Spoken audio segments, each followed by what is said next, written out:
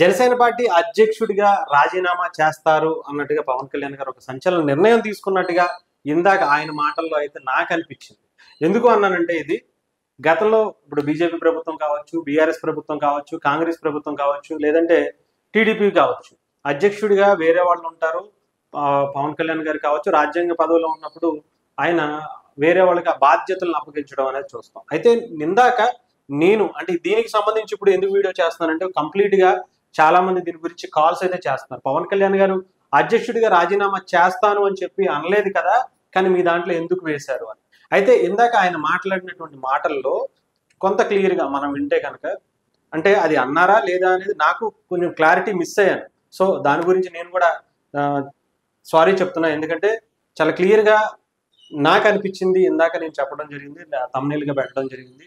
ఎందుకు అంటే పవన్ కళ్యాణ్ గారు చాలా శాఖలకు సంబంధించిన పదవులు తీసుకున్నారు. ఆ శాఖల గురించి మాట్లాడుతూ ఆ శాఖలు నేను బాధ్యతగా నిర్వహిస్తుంది, దానికి సంబంధించి ఎక్కువగా బాధ్యత పని చేయాల్సిన అవసరం ఉంది.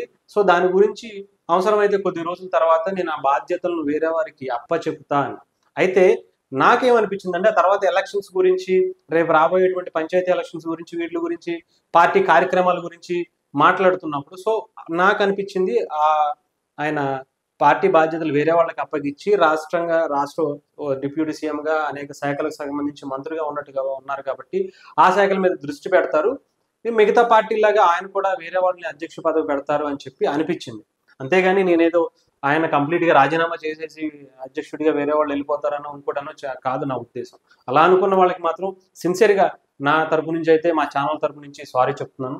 ముఖ్యంగా ఈ యొక్క ప్రకటనతో చాలా మంది కాల్స్ చేసి చాలా మంది ఎక్కువగా జనసేన పార్టీకి సంబంధించిన వాళ్ళందరూ అడుగుతున్నారు, ఇది ఎలా పెడతారు ఏంటి అని చెప్పి. మా ఉద్దేశం అంటే అది కాదు, పవన్ కళ్యాణ్ గారి శాఖాపరమైనటువంటి దాని గురించా లేదంటే పార్టీ దాని గురించా అన్నది కొంచెం క్లారిటీ అయితే మిస్ అయ్యి నేను ఒక నిర్ణయం దీనికి సంబంధించి పెట్టాను తప్ప ఇంకొకటి అయితే కాదు. సో ఏదేమైనా సరే మా తరపు నుంచి జరిగినటువంటి ఈ తప్పిదానికి మేము క్షమాపణ అయితే చెప్తున్నాం టీవీ 24 తరపు నుంచి.